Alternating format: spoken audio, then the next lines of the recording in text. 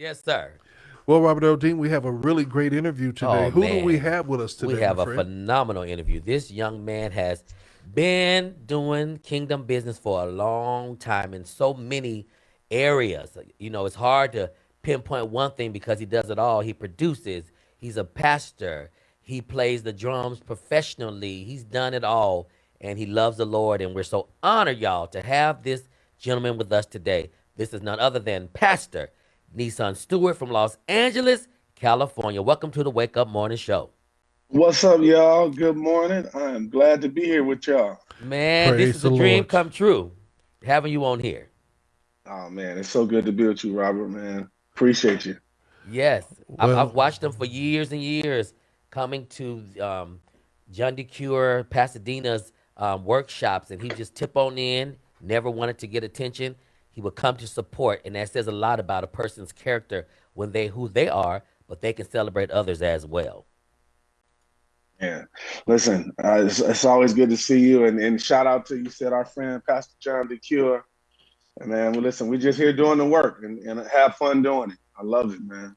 Yes. well, praise the Lord, Pastor. God bless you on this morning. This Yes, this sir. one, I'm just so honored to have you in the presence of God and God's people. Don't be deep and spooky today. You know, But he's a cool one, so you ain't got I to be know, deep and but spooky. can you just let me do what I Okay, do your do? thing. I'm gonna Do step what you back. do. Do what you do, Do what Doc. you do. Now, now, I throw up the white flag. now, Pastor, I just want to ask the question. Yes, Um, sir. in the season that we're in real talk, how are you reaching what they call the lost generation or the generation that we have seen kind of drift away from the church? What is your vision and what is the provision that God has given you to do so? Well, when it comes to the next generation, first of all, I'll be, if the Lord says the same, in about 60 days, I'll be um, 49 years old. And so I grew But up. he young. He young. Breath still smell like Similac. Right. Listen, I'm still young, but I grew up. My parents were great leaders in the city of Los Angeles Hmm. and in Linwood. Hmm. So I got to learn under what we would call the 1980s church. Amen. It was a different time, the late 70s, 80s, 90s. And that era of church was way different than it is now. Way different. If you think about it, coming post the civil rights movement Hmm. and in our culture and the things that they instilled in us because of their experiences. Speaking of my parents' age group, and then those older than me. Hmm. And so when I knew that I was going to be a pastor, it was a very interesting story how that happened. But the Lord gave me insight in 2004. Hmm. Wow. 2004 that I would probably be a pastor. I'll tell you how. I'm getting to the answer, so hopefully I'm not being too Oh, Take your lengthy. But time. take Take your your time. time. Like Robert would uh, say, walk the dog. Walk Walk the the dog. dog. Walk the yes, sir. dog. Yes, sir. I went. I've traveled the world many times and met many different cultures. Hmm.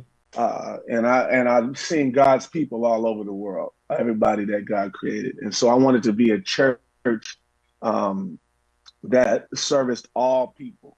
Hmm. And so when I accepted the call to the ministry in 2004, I went to look for a simple book, a book that we've all, heard of or read, The Purpose Driven Purpose Life driven. Hmm. by Rick Warren. I went really hard. This is right after I said yes to the ministry, right? Instead of finding that book at Barnes and Noble, something told me to go back because I thought I wasn't going to find it. And I found a book that he wrote called The Purpose Driven Church. Yes. Hmm. And so that book, me finding that book that I wasn't looking for and reading that book kind of helped me set the stage of how I would, do church as a pastor if I ever became a pastor. Hmm. Fast forward to, 2012, my father installed me as being the pastor. Hearing his vision, he told me he said, this is February 19th, 2012. My father said, I said, so what do you want for this legacy ministry that you started? He said, I built this church to be filled with all kinds of people of all ethnicities. That's what I built it, right? That was February 19th. March 30th, he passed unexpectedly. Right. So when I started moving, I started looking at things, and looking at how we would have church and how we would be at church all day. And we'd be at church Sunday morning for Sunday school, morning worship, afternoon service, evening service, back, 3-4 days a week. And I started looking at the culture. I started seeing how times changed, how the economy was changing, how people's work life changed and things of that nature. And I wanted to get to the basics of what God wanted for his people. Yes. Right. And in reading the word. And so I began to simplify, I began to trim a lot of the fat and things that we did that probably wasn't sustainable in the church culture. I started moving those things out of the way. And then, I spent some time in Chicago I don't know if you heard of Apostolic Church of God, founder was Bishop Arthur Brazier, one of the greatest churches in America. It was one of the fastest growing churches in America. They had about 20,000 people. And I went and his son told me, I said, so how did you guys grow like this? What did you guys do to get all these people? You got people from the hood, you got millionaires in the church. All these people, how did you do it? They said they was very considerate of time. And so how they organized their services. And so I started changing things like that. And, you want to give people the word so that they can, number one, live. And number two, they can go out and be disciple makers. That's it. I trimmed the fat.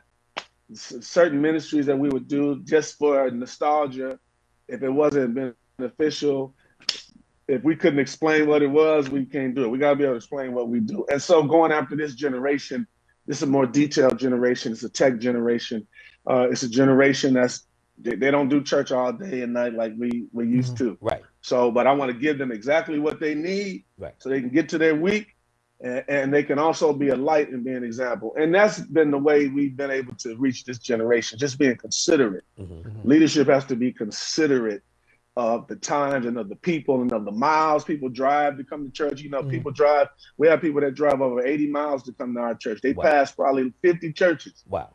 Dude, I want to make it where it's beneficial to them and it's a wonderful experience. So God has been good to us. Yes. So let me ask you this question. Are you a married pastor or a single pastor?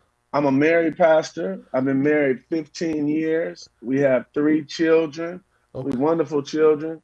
And so I had to ask that question because I was doing my research and I kept seeing you with one child and I said, where's the other pictures? So I've been looking at your pictures, okay? Yes. So I want to, there's 2-part question. Number one, yes, sir. When you shared with your wife that God was going to call you into pastoring, what was her response? And when did you cut your long hair off? I cut my long hair off in the beginning of 2004. I was getting ready to go on a tour. I got tired of getting my hair braided. I got tired of sitting they got to wash it. They got to blow dry. They got to pull on my hair. I got tired of that. I just wanted to get up and go. Right. So I cut it in like 2000, right? In 2004, 2003, somewhere in there. We were getting ready to go on tour with Tweet and Missy Elliott. And I was getting ready to get my hair braided before the tour. I said, change that. Let's cut it. I'm tired of this. Right. So that's that. And what was the second question? Question was when you told your wife that God has called you into the ministry. Yes. So we were dating at the time. We were dating off and on, and she was just like, she was okay. She was like, and she probably could see it because I was working in the church. I was assisting. I would go on tour and come back home, and whatever's needed, I would do it. I would spend time, in the youth pastor position. And she saw it. And then when it was time to become, when my father told me a few years before a pastor, and I had told, he was like, you got to get ready to preach, get ready to be the pastor. You're going to be preaching every Sunday. I said, listen, I don't believe in nepotism like that. Don't just hand me the church because you're trying to keep the legacy in your family. I said, because that don't always work.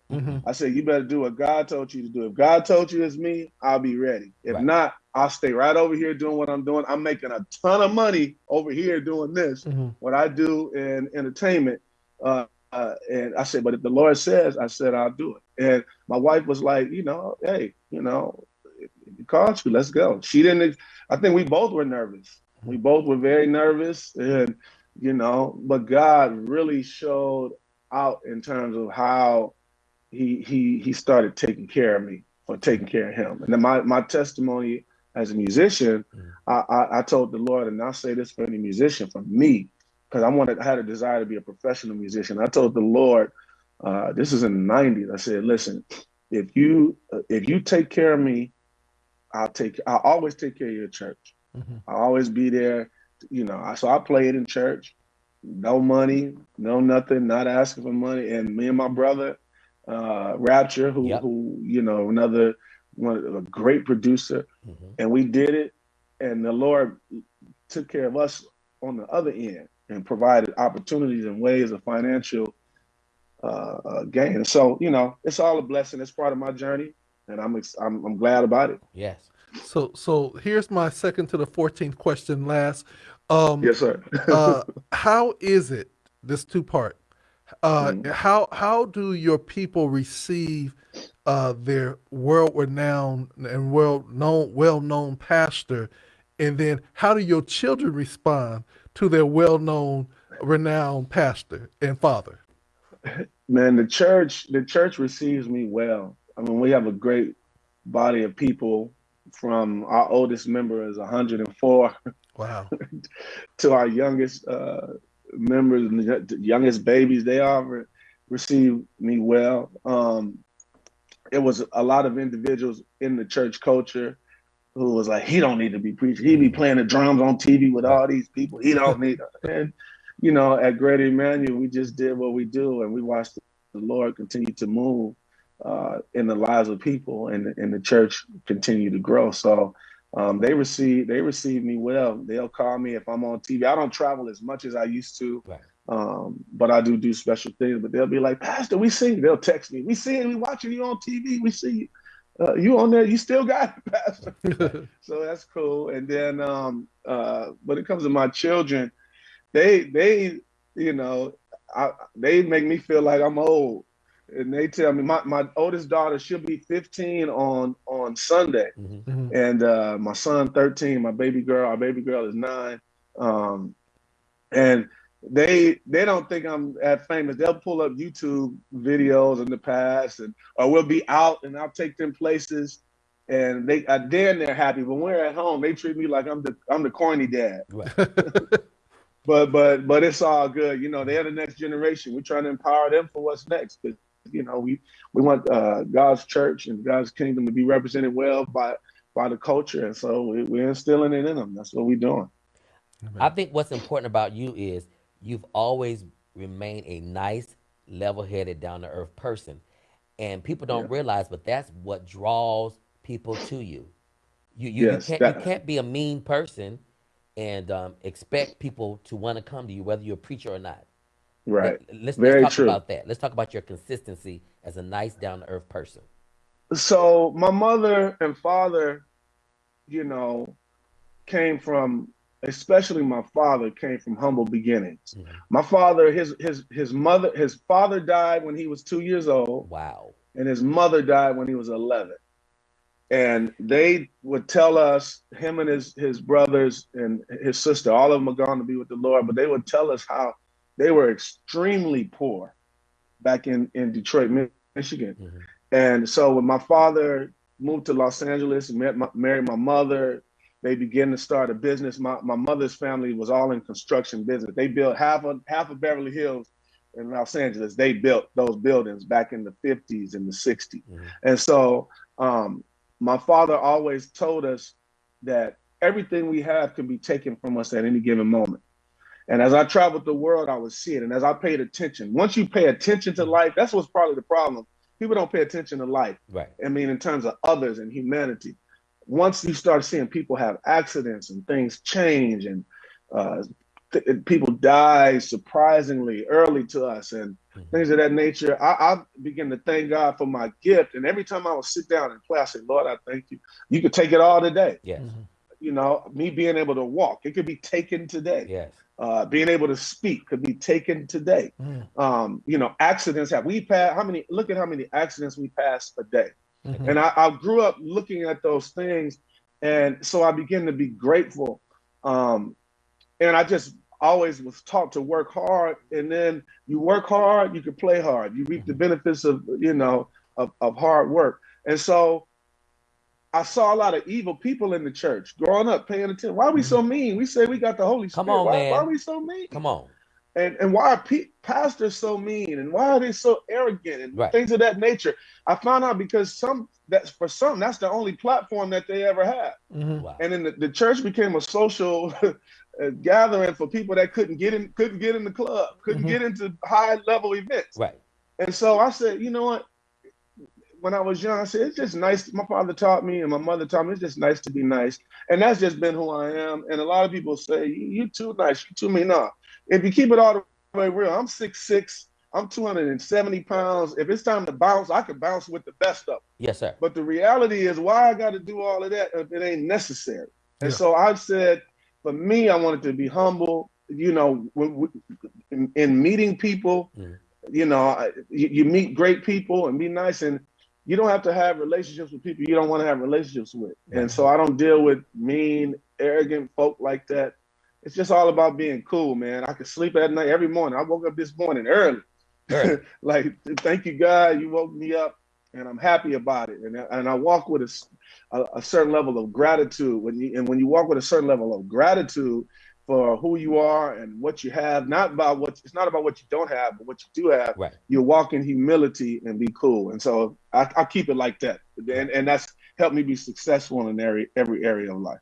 So how did your journey start in music? Because you're a church boy, and most of the people that you work with, the Tweets, the Missies, the Timberlands, they're my church kids. And right. How did you go from being the local LA musician going into international fame? Because I saw you on Making a Band with Puff Daddy and all those type of things. How did your journey start?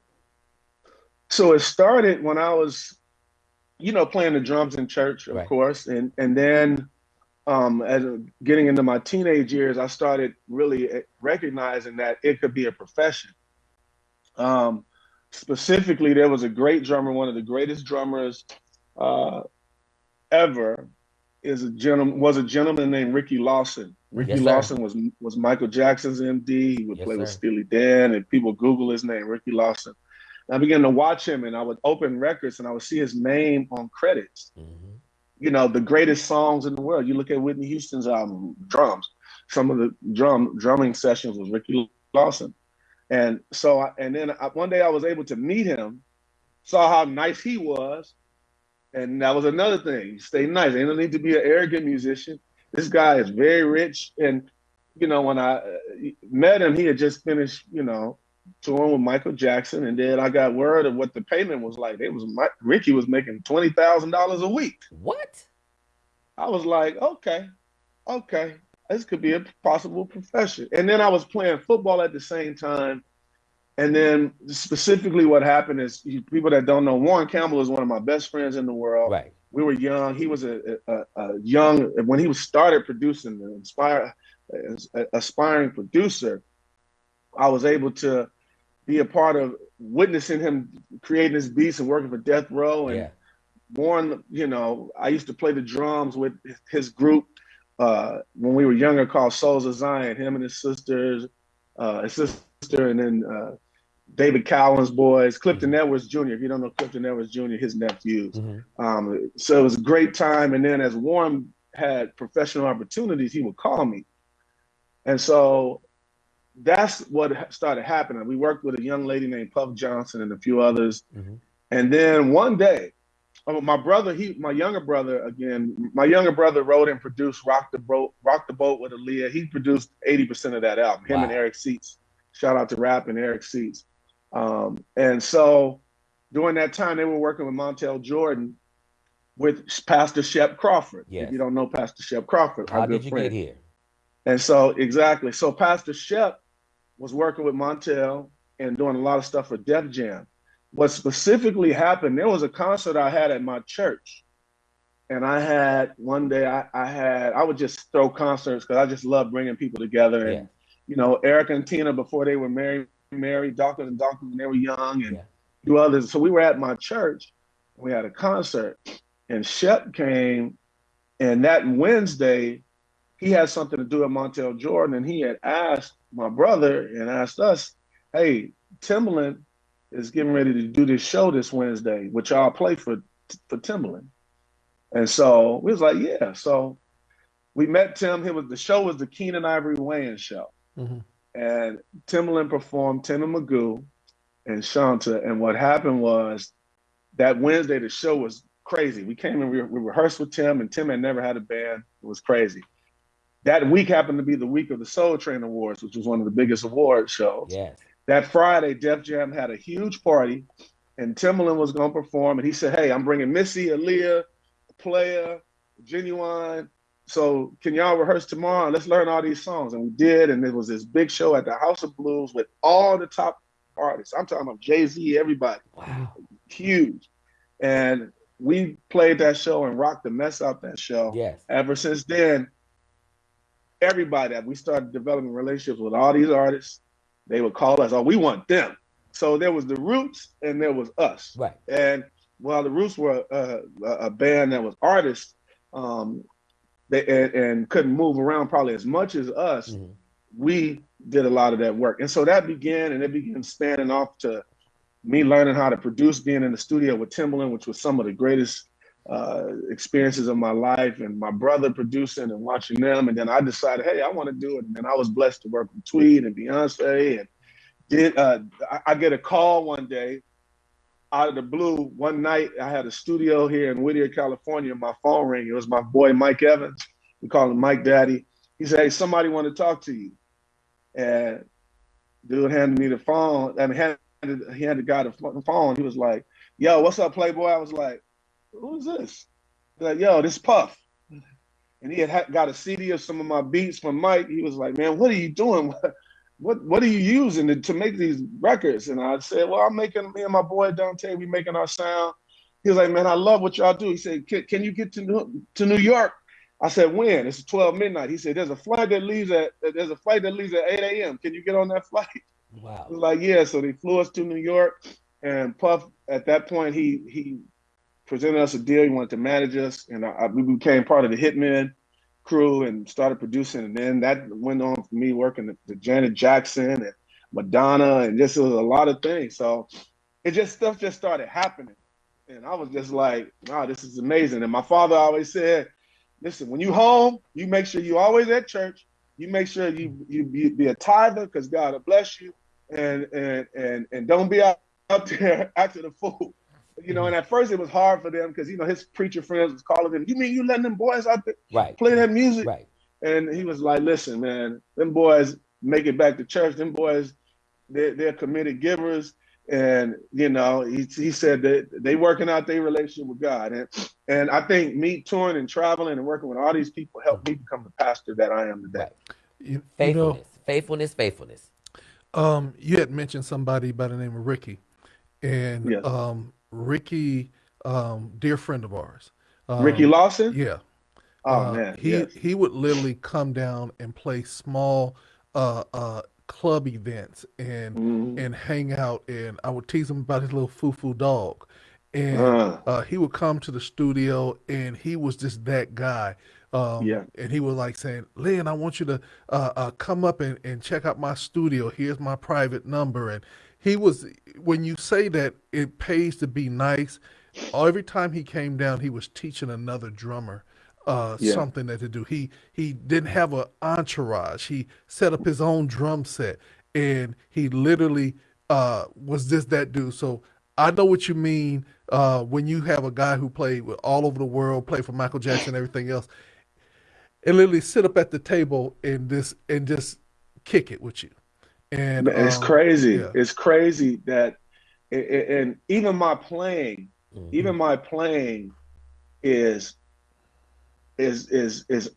designed by studying Ricky Lawson. Ricky Lawson wasn't a showman. Mm-hmm. He wasn't that. So when guys, you know, look at there's so many great musicians, and these guys, these kids are so talented, Right. man, and the things they can do. But I like to keep it like Ricky, because Ricky played music that people would want to dance to, cry to, whatever. And he did his part and wasn't trying to show out and be that guy. In the And pocket. so that's how, I'm blessed to work with guys he worked with now. And I did something, I'll share this. I did a big thing in Las Vegas with the Cleveland Clinic. They do this thing this year. They raised about $30-40 million at this one event. Wow. And I'm playing with Greg Fillinganes, who was his musical director during that time. And Nathan East is on the bass. And one day we was in rehearsal and they looked back and it was like, man, if I close my eyes, he turned around, it sounded like Ricky. Man, that almost made me cry. It almost sent me to tears. Right. Because that's how I learned in those big records that they played. I just wanted to just honor the sound and the music, and so I learned a lot, man. Yeah, and Ricky he's the example. He's the example. So I'm gonna deal with a rumor. You always got a rumor. Well, I'm just gonna deal with the rumor. Could you tell us that time? And I don't know when it happened, but y'all was doing a secular gig, but somehow, some way, it turned into church. Can you tell me about that time? Which one? Because there's a few. I'm just trying to figure out which one it was. Just tell me one you want to share. There's been a few of them. I'll tell you one that my sister Tweet. I knew he was gonna say that. I knew he was gonna say it because my sister Tweet is church.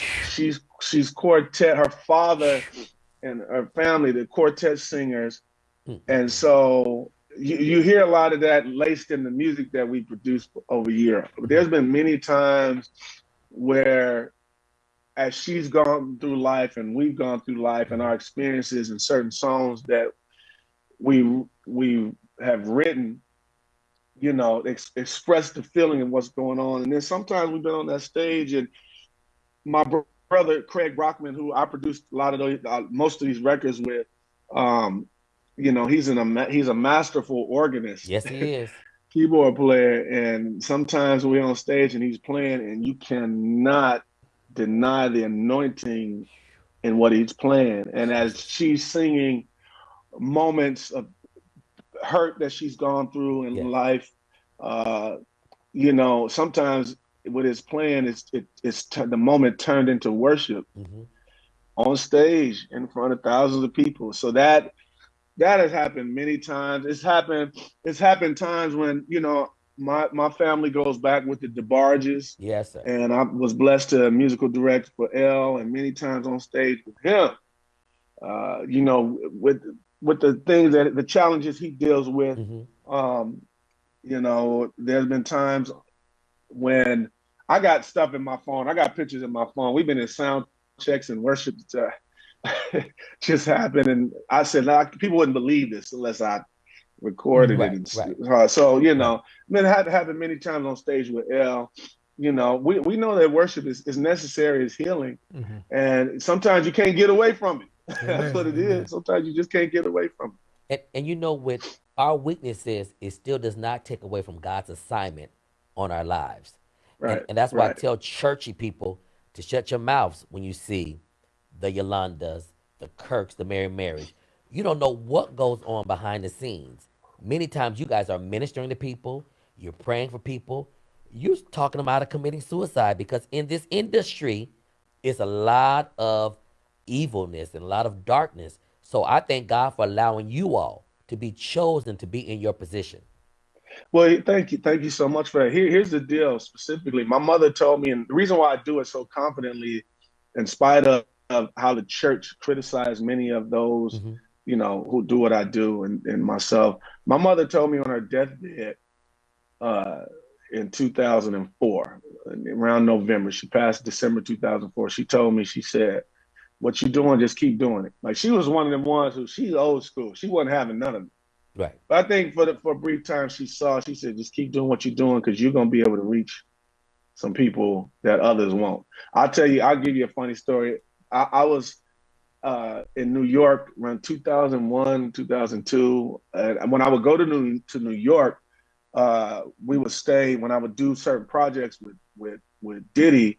I would stay at his house, the crib on Park Avenue, and this was around the time he was doing the court case with Jennifer Lopez, from the gun issue that happened. And I remember it was a big thing. It was all over the news, and my mother sitting there. We'd be eating breakfast, getting ready to go to the studio. All of us, the producers that were there, and my mother said, "Hand him the phone." She prayed for him. She said, "You're gonna be all right this time. The Lord's gonna get you. The Lord's gonna take care of you this time.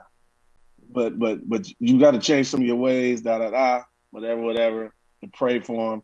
And who could say that could happen? My mom tells him, "Hand him the phone. Let me pray with him." A prayer warrior. Yeah. It was natural for her. It was what she does.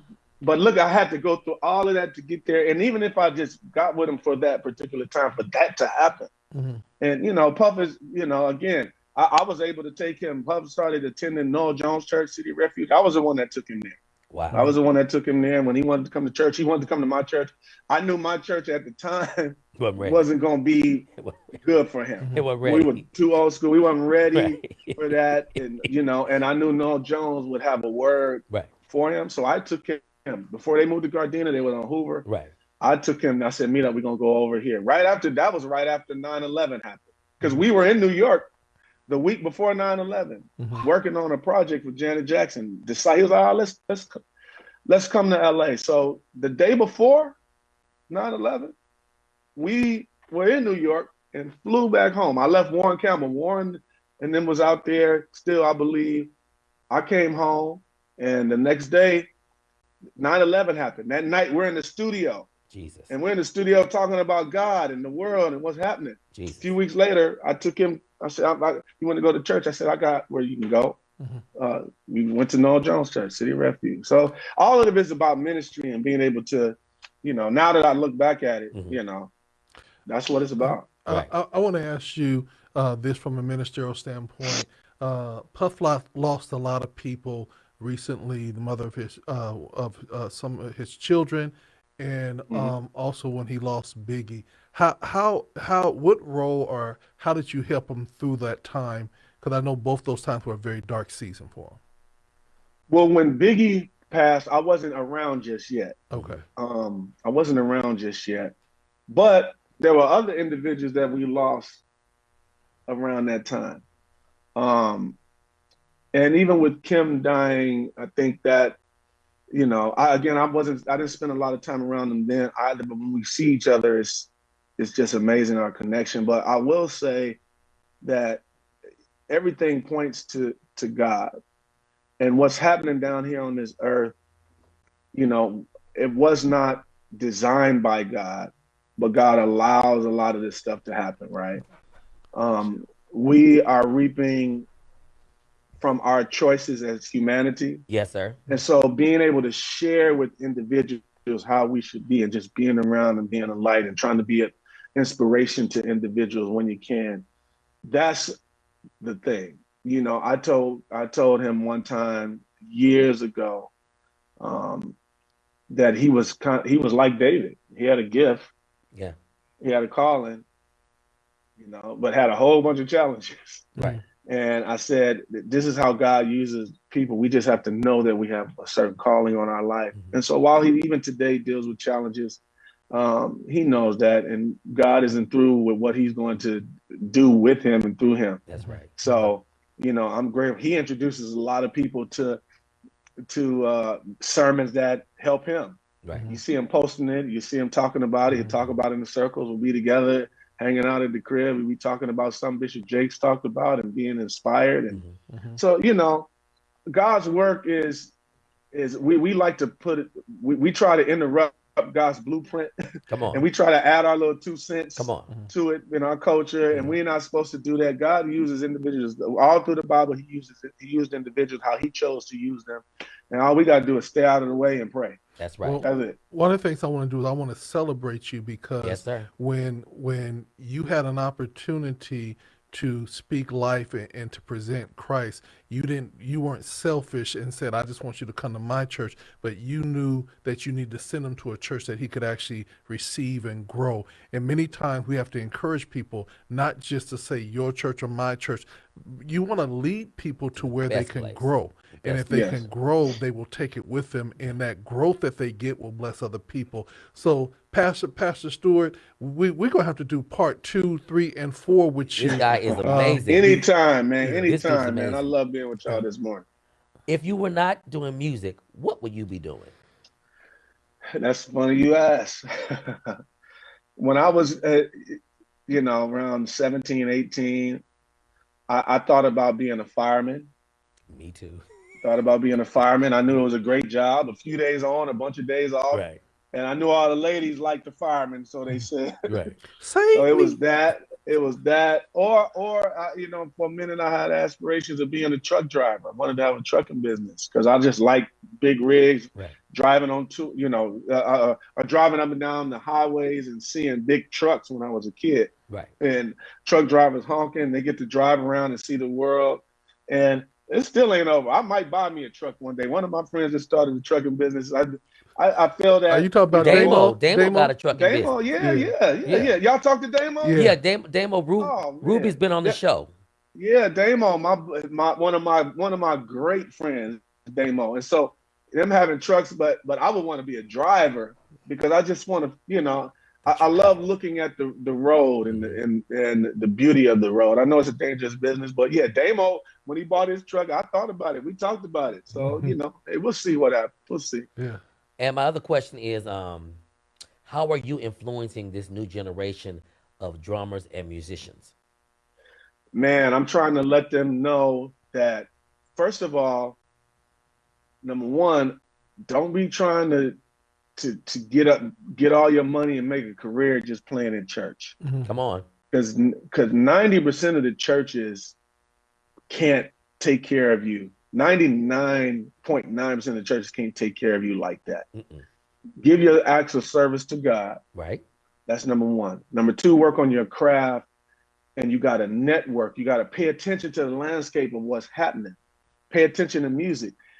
You got a million drummers and only about 30 artists that's on the high end stage. Right. Everybody can't do it, but you can adjust. You can decide to be a session drummer, or with today's technology, do your own records, write your own songs, Right.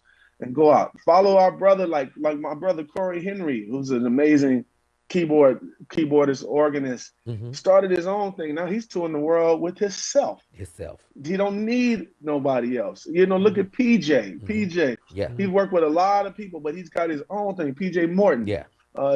So just be humble. Always practice, work on your craft, and be ready for any opportunity. There's a lot of music. There's a lot of styles. Don't just want to play our music and all music. That's how I'm able to do Dancing with the Stars, from listening to all genres of music, learning and working all genres of music, white, black, Indian, Mexican, Asian, whatever it is, we learn it. And because one thing I know for sure is that when that music comes on, people dancing, having a good time, or praising, having a good time, or smiling, having a good time. That smiling and that dancing, or the tears coming down from good music, that's universal. That's Yeah. That all looks the same, no matter the skin color or where you come from. So, just learn it all and just make sure you're a good person along the way. Right. All right. With that being said, I'm gonna say this because this is my assumption. With Dancing with the Stars, did any of the dance instructors pull you out there and try to get you to dance? No. No. They ain't ready for me. If I get out there, they ain't gonna be ready for me. But they all like to come try to play the drums. Okay. But it's fun. It's one of the great. I've been doing that 10 years, and it's Wow. been a great experience. Wow. Well- So, what do you have coming up next? And before you answer that last question, I want to openly thank you because I don't know if you realize you played Holy Ghost. It was an arrangement that John D. Cure did for artists. You played, Yes. Craig played, Michael Yes. Burrell played, and Chris played. Yeah, Chris Payton on Yes. the guitar. Yes. I'm the Well, artist. you're welcome, man. I'm the You're artist. welcome. I'm the artist that you Wow. guys did it for. Okay, see, so I remember us going in and playing it before you even did your thing on it. Because Yes. anytime John the Cure calls, we're gonna be there. We're gonna show up for our brother. So I thank you for allowing me to be a part of that. And uh coming up, so a few things. Um Here at the church, I got John P. Key is coming February the 10th. You guys are welcome to come February 10th, Yeah. 8 p.m. John will be there. He's bringing all the hits. It's gonna be amazing. So I'm gonna tell you, I have to ask you to say, ask Robert what he's doing. What you doing? January 11th, I'm emceeing John P. Key in Temecula. He's coming to you first, and the next day he'll be with us in Temecula, and I'm emceeing and singing at an event for that. So I'll be there too. Yeah. I'll be there too with y'all. Okay. You Lord gonna be said there the too? same. Good. I'll be there too with y'all because I told him I was gonna come out, Right. come out, hang out in Temecula. Because you support So people. I got that happening. The Soul Seekers, I think we're getting ready. We just had a talk last week. I think we're getting ready to drop the first single to the next project. Are you sending it to us first? Exclusive? I'll send it to y'all. I promise you, I'm gonna send it to y'all first. Okay. I'm gonna send it to y'all when I send it to KJLH. So both of y'all two will have it first. Well, I promise you Andre that. don't need it first. No, Listen, you don't. We'll share. Watch We'll this. share. Tell Andre he get it an hour after us.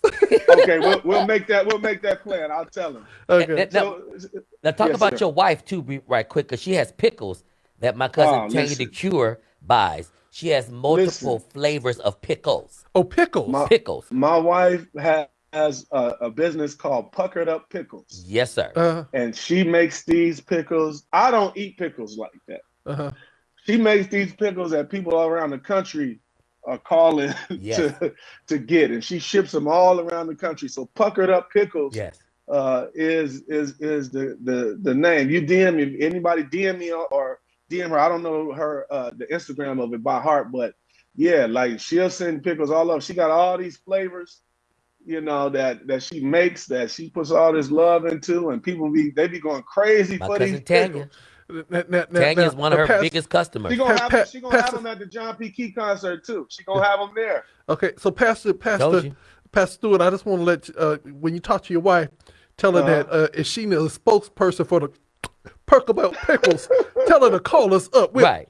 Yes, her pickles I'ma all over the tell- world. Exactly. I'm gonna tell her. And I'm gonna hook that up. We're man. over 46 countries. We're seeing See there? over 46 countries. Yeah, we getting ready to take it. She has some amazing ideas how she's getting ready to expand the business. So we're excited about that for her. I'm And can I excited. drop this last So- one? Drop it. Yes, sir. She might want to connect with Vicky Latier. Yeah. Is that because she has some type of deal with Walmart of placing products in their store. So she might want to have that And you conversation worked for Vicky before. to get her product in the Walmart store. I'm so gonna they could have to call. Yeah, Yeah, I'm get gonna the have to puckered call up Vicky. pickles There it in is. I Walmart. see you working. I'm gonna tell her she already got the spokesman is right See, here. he's a branding king. Yes, we're gonna do that, man. So we got that. I got something else I'm gonna tell you. I got another concert that's getting ready to happen, bringing two type of artists together. This one when I'm able to say it, I'm gonna call y'all first and I'm gonna tell y'all. Call us. We will be there. But in We'll March cover it. 24th, and I probably will announce it at the concert we're doing with John on February 10th. But I'll let y'all know something different, bringing two genres together, and we're gonna do something special. That's perfect. And then my church. So we have a record that we're working on. I got a single that I dropped. I got to send it to you. I don't know if y'all have it. Nope. Oh man, I need to send it to you. GET Legacy is the name of the movement that we're doing. GET Legacy. We dropped a record, a single this year, an amazing song. Last year, and it's been doing some great things. Wow. And so we got a full album that we're getting ready to drop this year. I'm doing it. It's a love project that we want to bless people. And the song is called Wait For You by GET Legacy.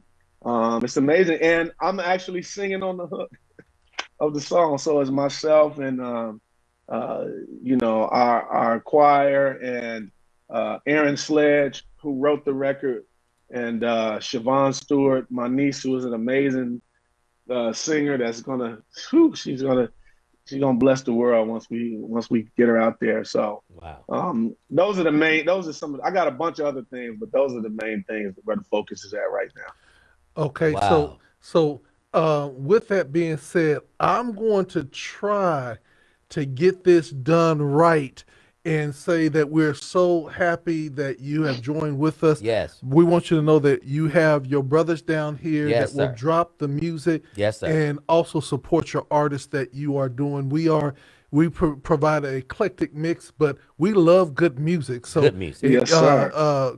R&B, hip hop. As long as it's good music, we will support it and play it. And Yes, brother Stewart, how can they find you and connect with you?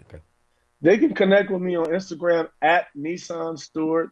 And Nissan is spelled with one S. For those that think it's the cars, not the cars. Actually, the Hebrew, the month on the Jewish calendar, the month of Nisan. So Nisan Stewart at Nisan Stewart. You can find me on Instagram, Twitter, Facebook, all that. Although I'm taking a break right now, I'm just sending our devotions out. 21 days of devotion I'm sending out. But to follow me on there, these are some exciting things that we do. And I'm like I said, what does the C stand in your name? The C stands for Nisan Cummings Stewart. Okay. Uniqueness. That's what it is. Unique. It's all unique. Right. Miles, my mom. And Yes, so sir. hopefully March 25th, we'll see you down here for Eddie Boucher and for Film's live recording that Kevin Yes, Randolph and sir. John DeCure is producing. Yes, sir. I saw it, and when I saw Eddie when I was down there, who was one of San Diego's finest, by the way. Let me just go ahead and say it. Yes, sir. Him and those wonderful singers that he has with him, and the musicians. Ooh. Young cats. Listen, I love Eddie, and Eddie's gonna be coming up to Los Angeles soon too. So I'll try to be down there. We'll try to come down there, and I'll see if I get my wife to bring a bunch of puckered up pickles for y'all down there. Oh, yeah, we'll hook her up. Yeah, before she do that, she need to have me do the commercial, Yes, and so everybody be ready to come and buy them when she won't have to come back with no product. Listen, you text me your number. I'm gonna connect y'all today. Okay. You talk to her today. She gonna send you some pickles too. It's gonna be amazing. So Yes, sir. so check this out. I think that I might have found it. Let's see if I got it. Let your kingdom come. There you go. This is Nisan Stewart's church choir waiting for you right here on GOD Radio 1. Thank you so much, Thank Pastor. you so much, brother. Thank you guys. Love you guys, man. Love you too. Love you I'm too. going to talk to you soon. Yes, sir. Bye-bye. Till then, we'll